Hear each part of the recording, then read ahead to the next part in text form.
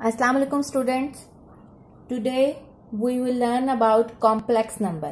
Complex number क्या होता है? एक होता है रियल नंबर्स होते हैं जो रियल में एग्जिस्ट करते हैं, ठीक है। और कॉम्प्लेक्स नंबर को हम इमेजिनरी नंबर्स भी कहते हैं जो रियल में एग्जिस्ट नहीं करते, यानी जिनको आप सॉल्व ना कर सकें। तो कॉम्प्लेक्स नंबर क्या होता है? कॉम्प्लेक्स नंबर होता है कि अगर आपके पास अंडर रूट के अंदर कोई नेगेटिव रियल नंबर आ जाए तो वो आपके पास कॉम्प्लेक्स नंबर या इमेजिनरी नंबर के बराबर होता है। इस इमेजिनरी नंबर को हम रिप्रेजेंट करते हैं अयोटा से। ये स्मॉल आई, इसको हम अयोटा कहते हैं। और अगर आपने इस इमेजिनरी या कॉम्प्लेक्स नंबर को रियल नंबर में वापस लाना है तो अगर आप इसको स्क्वेयरिंग ऑन बोथ साइड करें तो अब ये अंडर रूट से निकल आएगा, तो ये आपके पास अब रियल नंबर बन जाएगा। यानी कि अगर आपके पास एयोटा स्क्वायर है तो वो एक रियल नंबर के बराबर है। यानी आगे क्वेश्चंस में अगर हमारे पास इमेजिनरी नंबर होता है तो हम उसको कोशिश करते हैं कि हम उसको एयोटा स्क्वायर की फॉर्म में लाएं ताकि वो आपके पास एक रियल नंबर हो जाए और आगे आप उसके क्वेश्चन सॉल्व कर सकें। डेफिनेशन देखते हैं इसकी। Definition of complex number. A number of the form z is equal to a plus b iota where a and b are real numbers and iota is equal to under root minus 1 is called a complex number and is represented by z, that is z is equal to a plus iota b. वो कहता है कि आपके पास complex number जो है z से अगर हम उसको रिप्रेजेंट करें तो वो कॉम्बिनेशन होता है रियल नंबर और इमेजिनरी पार्ट का है। ये अगर रियल है साथ इसके इमेजिनरी पार्ट है, और अगर आप इंडिविजुअल देखें तो ये ए भी रियल नंबर है और बी भी रियल नंबर है। लेकिन अगर आप पार्ट की बात करें तो ये इसका रियल पार्ट है और ये उसका इमेजिनरी पार्ट है। अगर यहां बी 0 हो जाता है इट्स मीन कि आपके पास इमेजिनरी पार्ट 0 हो गया, और अगर ए 0 हो जाता है तो इसका मतलब आपके पास रियल पार्ट 0 हो गया और आपके पास रिमेनिंग इमेजिनरी पार्ट आएगा। और इसको हम पूरे को रिप्रेजेंट करते हैं z से। a और b आपके पास रियल नंबर्स हैं और पार्ट में ये रियल पार्ट है और ये इमेजिनरी पार्ट है। दोबारा डेफिनेशन देखते हैं। A number of the form z is equal to a plus b iota where a and b are real numbers and iota is equal to under root minus 1। मैंने अभी बताया था कि aorta जो है वो अंडर रूट माइनस 1 के बराबर होता है। Is called a complex number and it is represented by z, that is z is equal to a plus iota b. Set of complex number में हम क्या कहते हैं कि the set of all complex number is denoted by c को कहते हैं z such that z is equal to a plus b iota where a b belongs to r and iota is equal to under root minus 1. अगर हम इसको set की form में लिखें तो हम लिखते हैं z such that z is equal to a plus b iota, वही चीज, और a और b उसमें रियल नंबर्स हैं। a एंड b जो है वो रियल है और पार्ट्स में अगर आप देखें तो parts of z are denoted as real z and b is equal to imaginary z। अगर आप पार्ट्स को देखें जैसे मैंने अभी बताया था तो ये इसका रियल पार्ट है और ये उसका इमेजिनरी पार्ट है। स्टूडेंट्स अब थोड़े से हमसे पॉइंट्स देख लेते हैं। पहला पॉइंट है Every a belongs to R may be identified with complex numbers of the form a plus 0 iota taking b is equal to 0. Therefore, every real number is also a complex number. वो कहता है हर real number एक complex number होते हैं। कैसे? अगर आप इसमें देखें, अगर हम कहें कि इसमें b 0 था तो ये हर रियल नंबर जो है वो एक कॉम्प्लेक्स नंबर का हिस्सा है, क्योंकि उसमें क्या हो जाएगा, if b is equal to 0 तो हर रियल नंबर एक कॉम्प्लेक्स नंबर का हिस्सा है, ठीक है।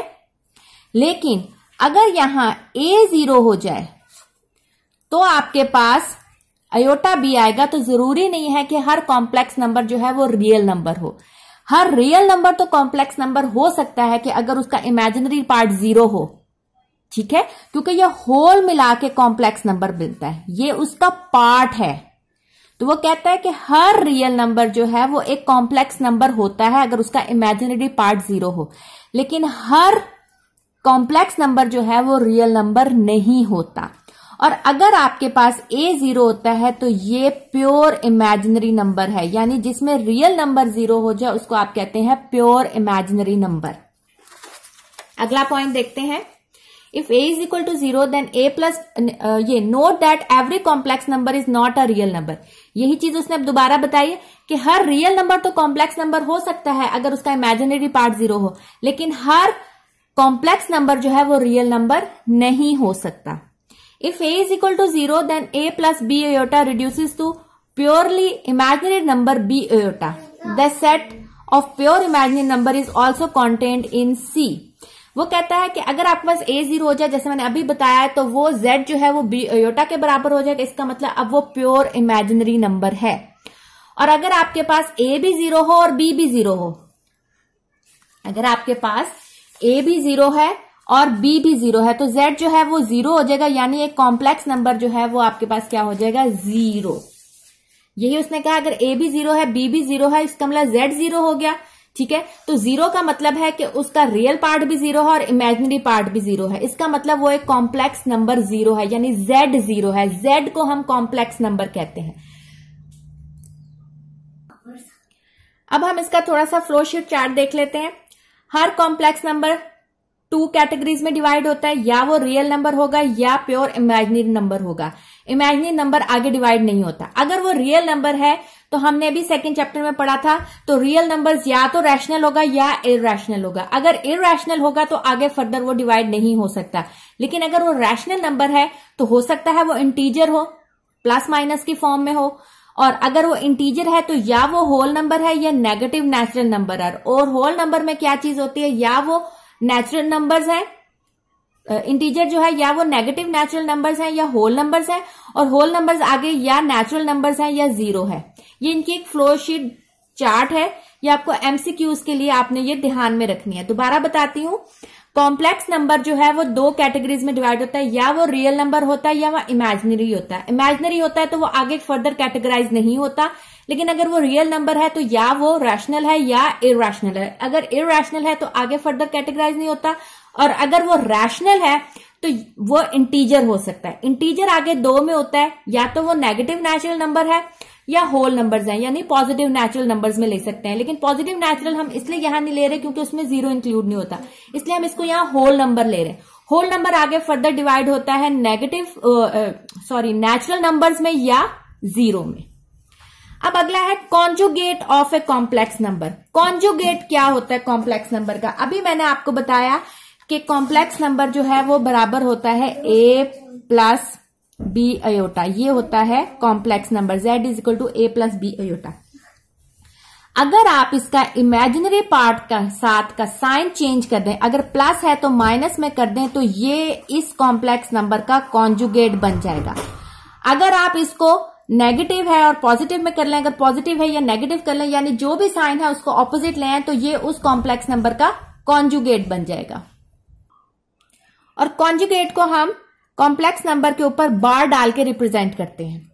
यानी फर्ज करें अगर मेरे पास एक नंबर है 1 प्लस आयोटा, ये कॉम्प्लेक्स नंबर है, और अगर मैंने इसका कॉन्जुगेट लेना है तो ये हो जाएगा 1 माइनस आयोटा।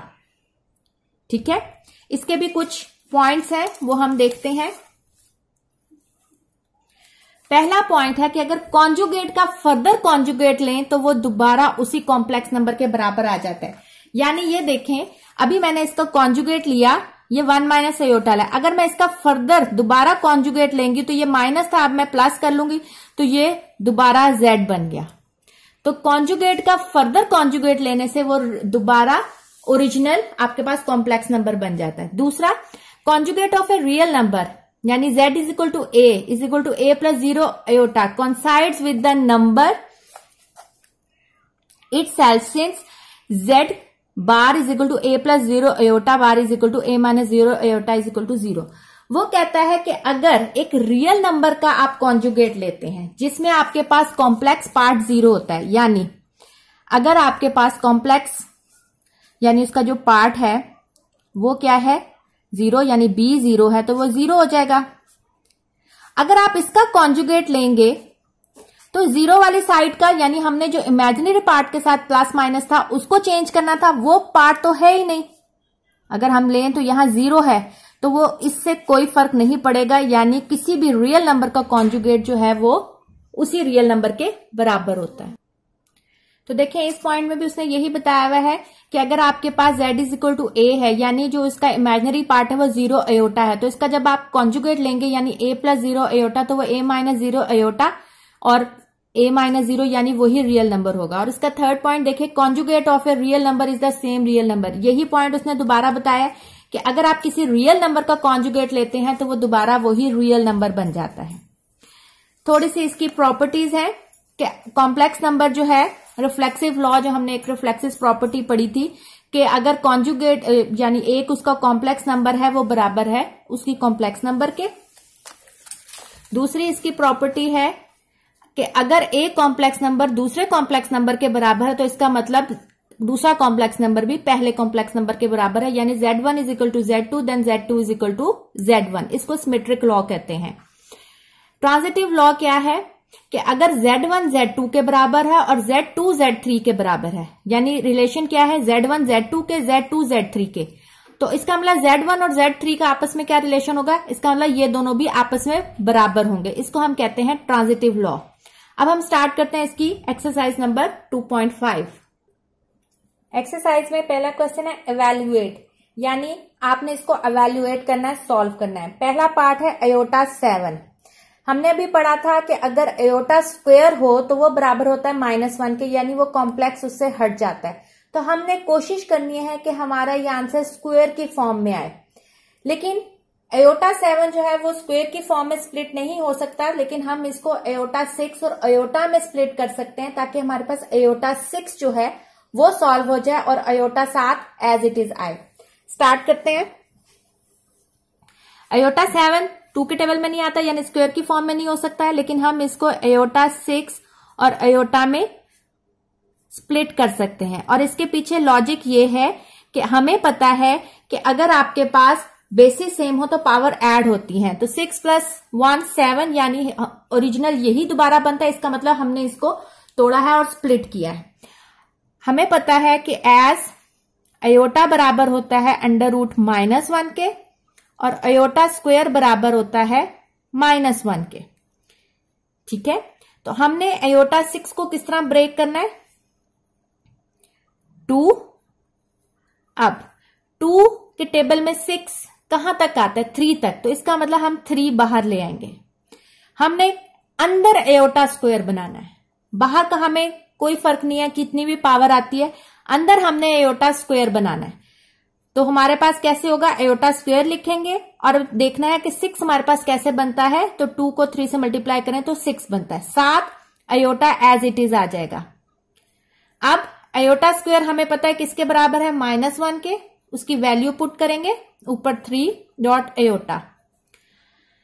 स्टूडेंट्स, मैंने ये बात आप लोगों को पहले भी बताई थी कि अगर आपके पास पावर में ऑड नंबर होता है तो अगर अंदर नेगेटिव साइन है तो वो चेंज नहीं होता, और अगर पॉजिटिव है तो वो भी चेंज नहीं होता, यानी पॉजिटिव पॉजिटिव ही रहता है और नेगेटिव नेगेटिव ही रहता है।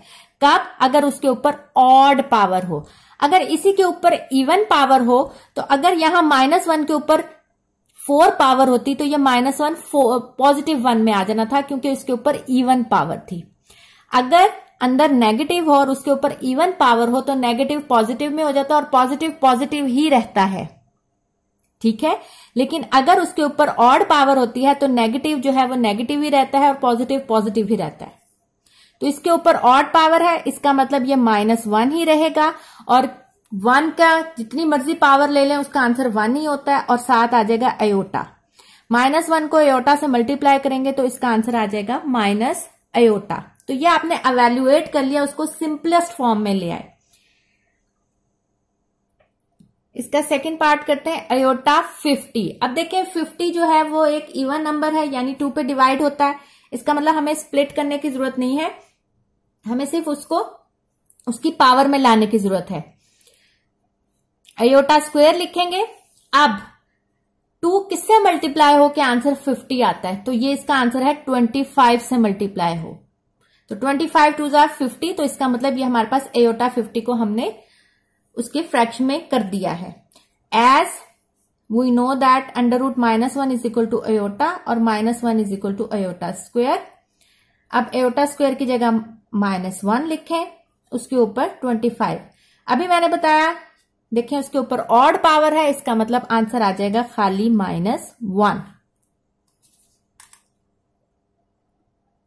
अगला पार्ट है एयोटा 12। एयोटा 12 भी 2 के टेबल में आता है, इसका मतलब हमें उसको स्प्लिट करने की जरूरत नहीं है।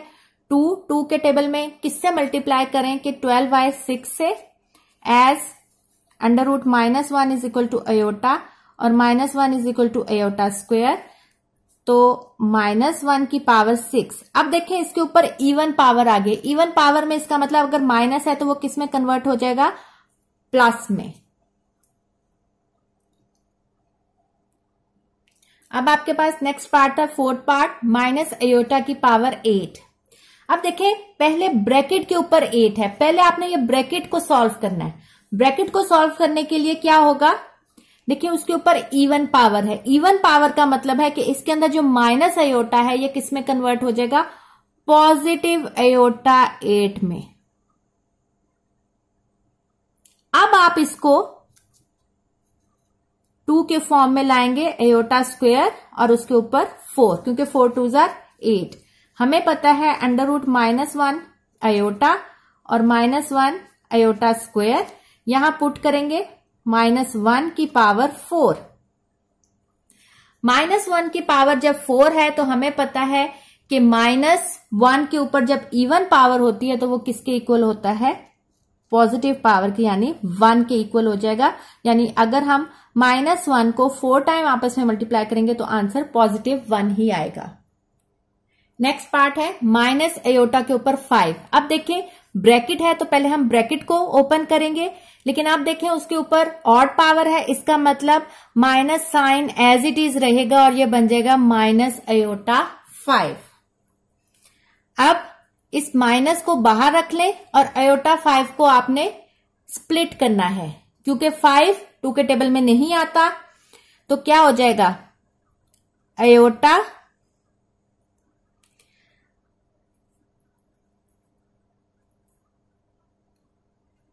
एयोटा 2 एयोटा 4 और एयोटा, ये -7 ऐसे ही रहेगा। अब एयोटा 4 2 के टेबल में स्प्लिट हो सकता है, तो हम इसको लिख सकते हैं एयोटा स्क्वायर का स्क्वायर और 7 एयोटा आ जाएगा।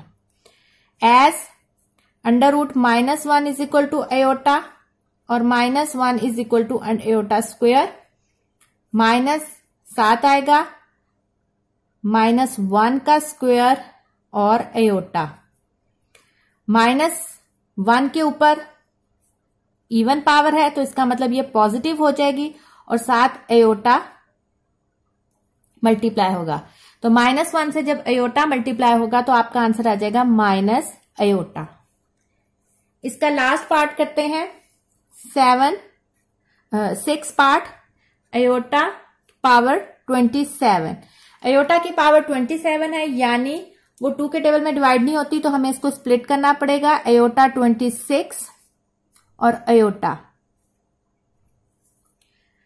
26 को हम 2 की फॉर्म में लाते हैं, 2 13 जार 26 होता है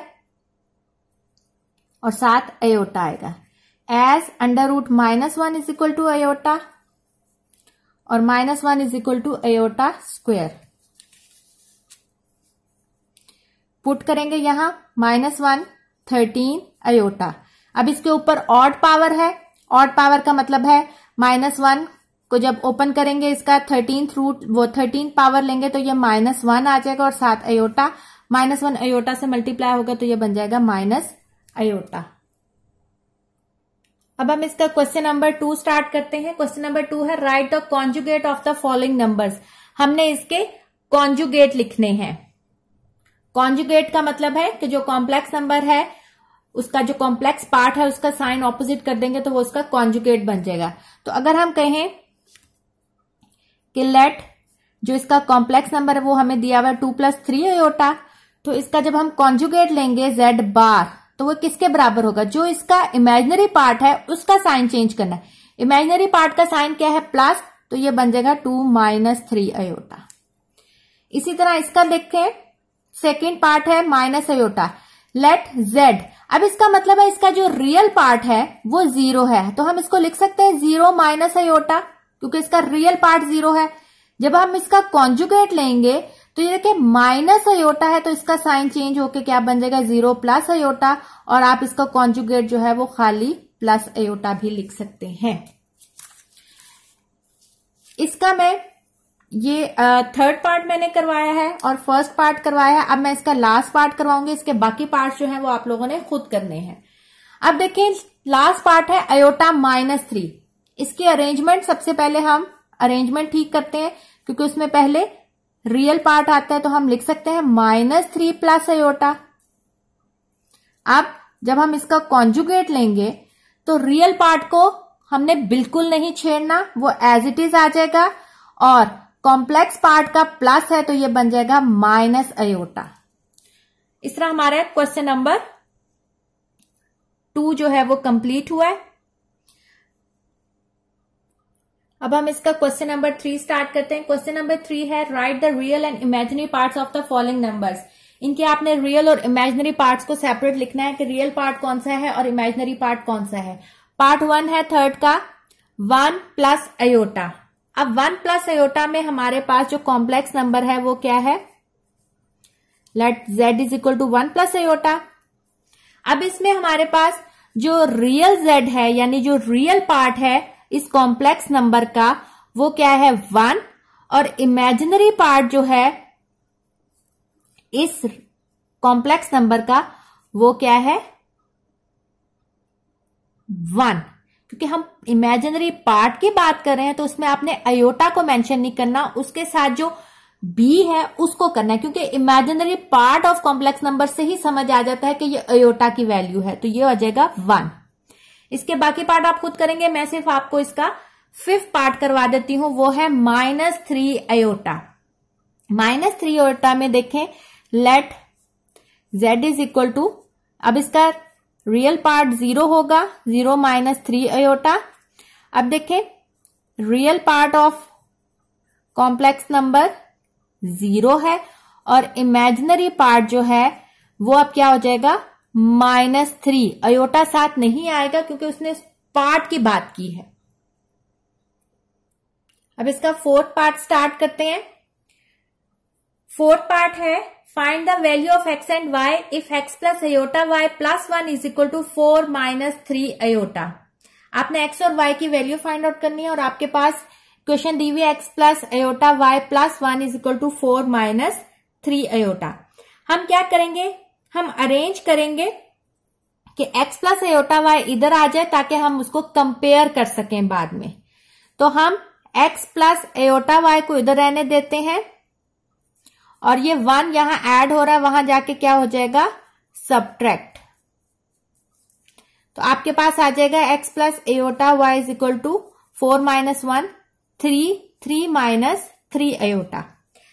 अब देखें आपके पास इक्वेशन जो है वो इक्वल है, जैसे हम मैट्रिसेस में करते थे कि उसकी कोरस्पॉन्डिंग एंट्रीज को इक्वल लेते थे जब हम उसको a या b किसी की वैल्यू फाइंड आउट करनी होती थी। यहां आपके पास एक जर्नल फॉर्म जो है वो उसकी वैल्यू के बराबर है, तो हम उसकी कह सकते हैं कि 2 कॉम्प्लेक्स नंबर, ये भी कॉम्प्लेक्स नंबर है लेकिन वेरिएबल की फॉर्म में है, और ये कांस्टेंट की फॉर्म में कॉम्प्लेक्स नंबर है। तो हम कह सकते हैं कि 2 complex numbers are equal if the real and imaginary parts are equal. यानी 2 कॉम्प्लेक्स नंबर कब इक्वल होते हैं, जब उसका रियल पार्ट रियल के इक्वल होगा और इमेजिनरी पार्ट इमेजिनरी के इक्वल होगा। तो हम लिखेंगे 2 complex numbers are equal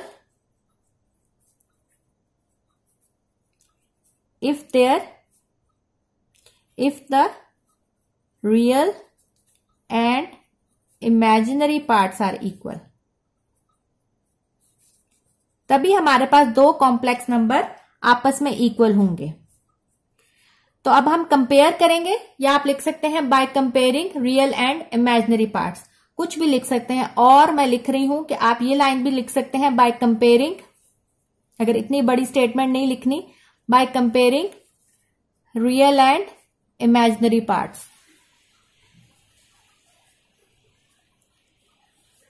real and imaginary parts को भी आप कंपेयर कर सकते हैं। अब देखिए रियल के पास आपके पास क्या आ जाएगा, x इज इक्वल टू 3, और इमेजिनरी में आपके पास आ जाएगा y इज इक्वल टू, देखिए हमने पार्ट लिखना है इसलिए साथ एयोटा नहीं लिखना है, तो y किसके इक्वल हो जाएगा, -3 के। तो इस तरह हमने x और y की वैल्यू फाइंड आउट कर ली। x 3 है और y -3 है। स्टूडेंट्स अब हम एक्सरसाइज नंबर 2.6 स्टार्ट करते हैं। उसका पहला क्वेश्चन है identify the following statements as true और फॉल्स। पहला वाला है √-3 into √-3 is equal to 3। √-3 is equal to 3। हमें पता है कि अगर दो चीजें अंडर रूट में है तो हम, अगर प्रोडक्ट में है तो हम इनको कंबाइन कर सकते हैं, -3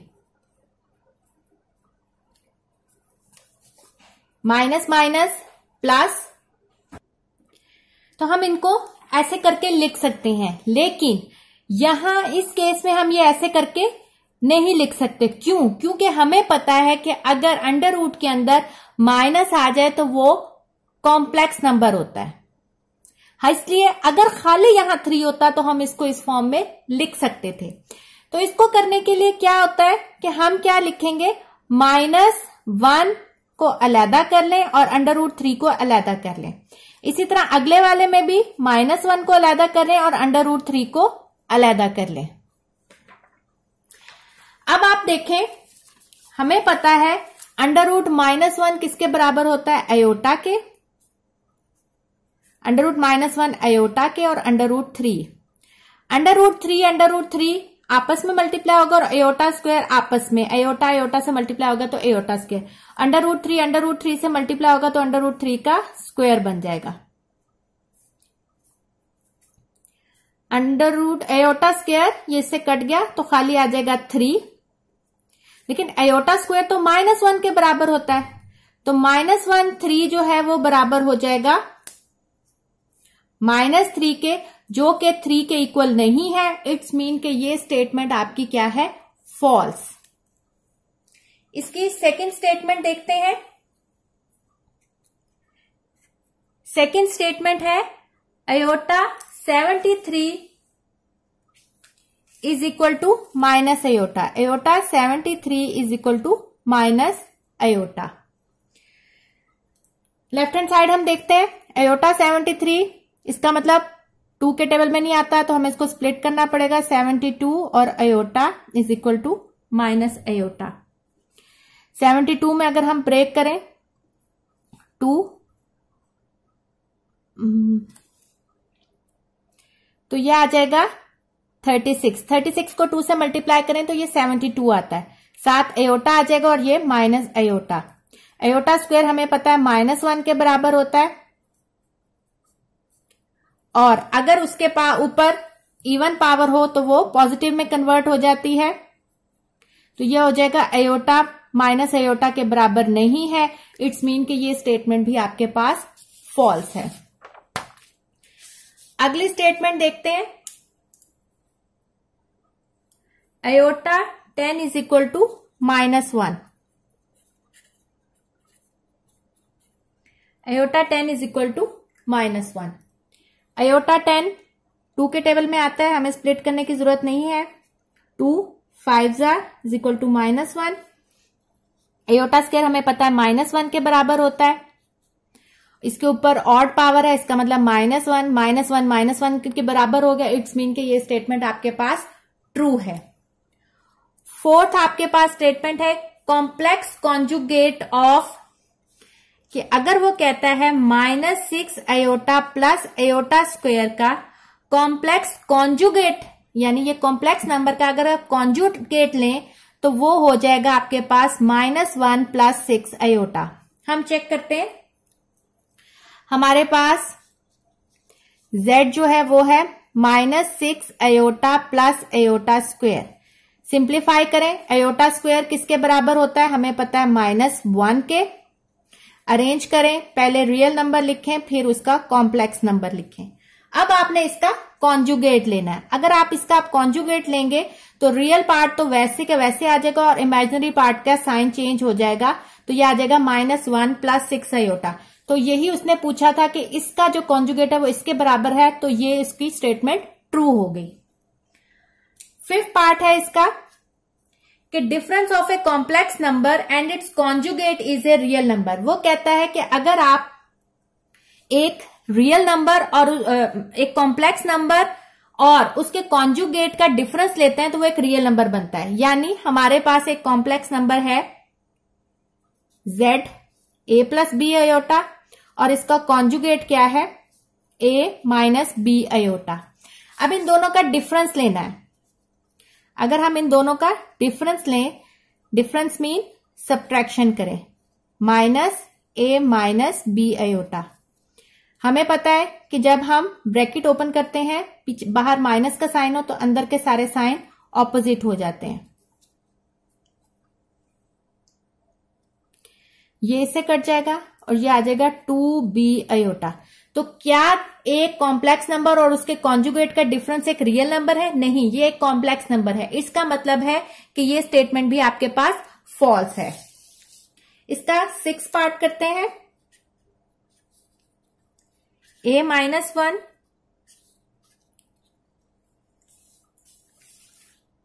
-b + 3 iota is equal to 5 + 8 iota.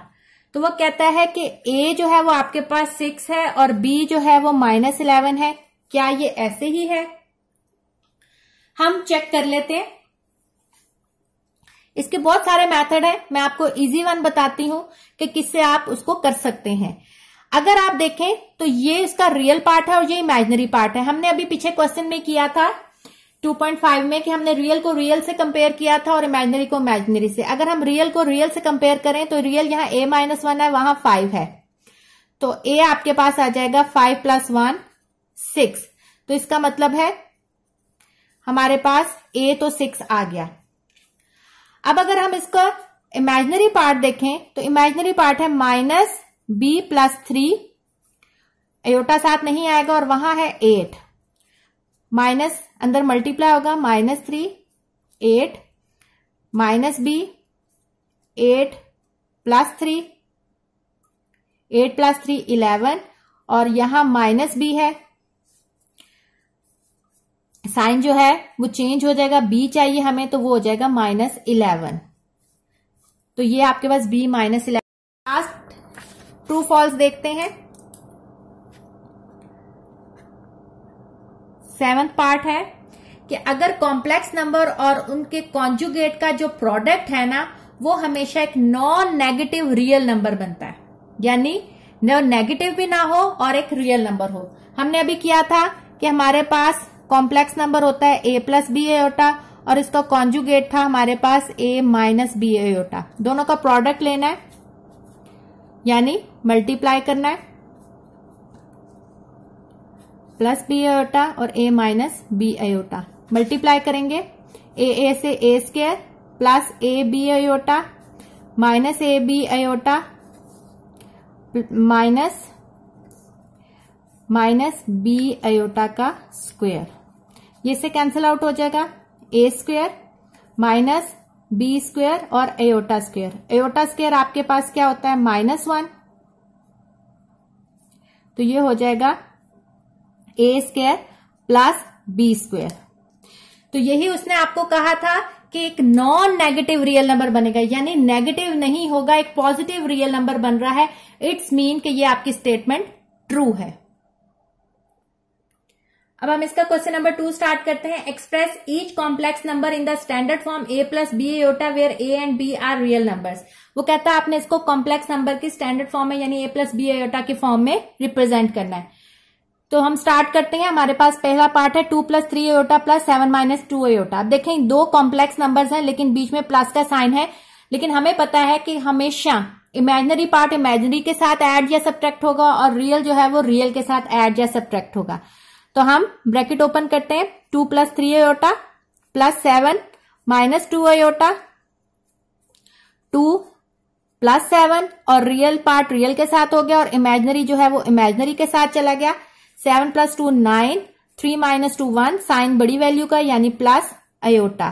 तो ये आपके पास a + b आयोटा के फॉर्म में आ गया। तो a 9 है, b 1 है इस सिचुएशन में, लेकिन हमें उसने वैल्यूज नहीं मांगी, सिर्फ उसने कहा है कि स्टैंडर्ड फॉर्म में लाएं। तो ये हो गया हमारे पास इसका पार्ट 1। इसका पार्ट 2 आप लोग खुद करेंगे। पार्ट 3 मैं करवा देती हूं। -3 + 5 आयोटा -4 + 9 आयोटा। सबसे पहले हमें सिंप्लीफाई, ये माइनस के साथ मल्टीप्लाई हो रहा है। जब ये मल्टीप्लाई होगा फिर हम ये आ जाएगा +3 -5 आयोटा, ये माइनस भी बाहर है, अंदर मल्टीप्लाई हो रहा है तो -4 -9 आयोटा। रियल को रियल के साथ कर दें और इमेजिनरी को इमेजिनरी के साथ। तो 3 - 4, साइन बड़ी वैल्यू का -1, प्लस माइनस माइनस होता है लेकिन साइन बड़ी वैल्यू का आता है, माइनस माइनस प्लस होता है लेकिन साइन माइनस का आता है। तो 9 + 5 14, तो ये आ जाएगा -14 आयोटा और ये आपके पास a + b आयोटा की फॉर्म में आ गया। इसका अब लास्ट पार्ट है, fourth part, 2 iota square plus 6 iota cube plus 3 iota 16 -6 iota 19 plus 4 iota 25। इसका लास्ट पार्ट सॉल्व करते हैं।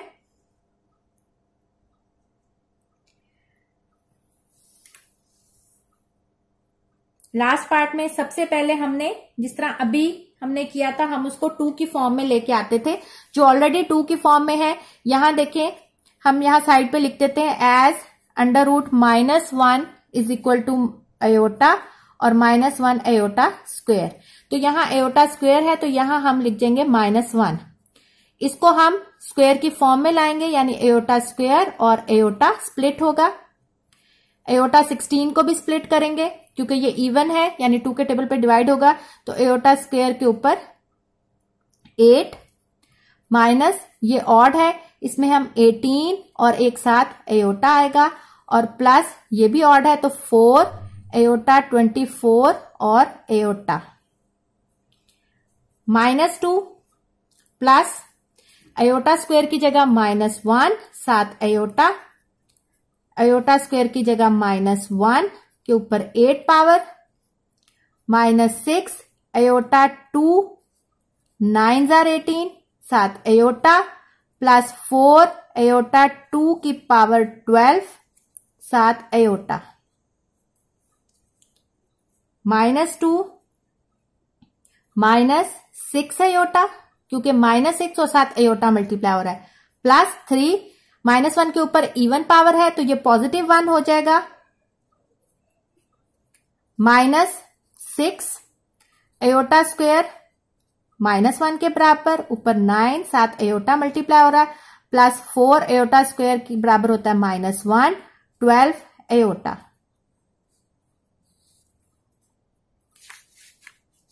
-2 -6 आयोटा प्लस 3 -6 इसके ऊपर इवन पावर नहीं है बल्कि ऑड पावर है तो ये -1 ही रहेगा साथ आयोटा प्लस 4 इसके ऊपर इवन पावर है तो ये +1 बन जाएगा और साथ iota -2 -6 iota plus 3 minus minus +6 iota plus 4 iota. अब जो आपके पास रियल पार्ट है वो रियल में आप लिख सकते हैं लेकिन ये -6 आयोटा प्लस 6 आयोटा से कट जाएगा, -2 + 3 बन जाएगा 1 और आपके पास इमेजिनरी पार्ट जो है वो 1 + 4 आयोटा। ये आपके पास स्टैंडर्ड फॉर्म में आ गया a + b आयोटा के फॉर्म में। स्टूडेंट्स होप कि आपको 2.5 और 2.6 के अभी तक जितने क्वेश्चन करवाए हैं वो समझ आई होगी। आप लोगों को कॉम्प्लेक्स नंबर का आइडिया हुआ है, उसका कॉम्प्लेक्स नंबर जो मैंने एक फ्लो शीट आपको चार्ट दिखाया था उसका आइडिया हुआ होगा, थोड़ी सी इनकी प्रॉपर्टीज थी उसका हुआ होगा। और मेरा ख्याल है अगर आप लोगों को जो आप लोगों ने कमेंट्स में कहा था कि हमें विजिबिलिटी इशू है होप कि अब विजिबिलिटी इशू नहीं होगा। अगर फिर भी कोई इशू होता है तो आप कमेंट्स में मुझसे पूछ सकते हैं। ओके स्टूडेंट्स, टेक केयर, अल्लाह हाफिज।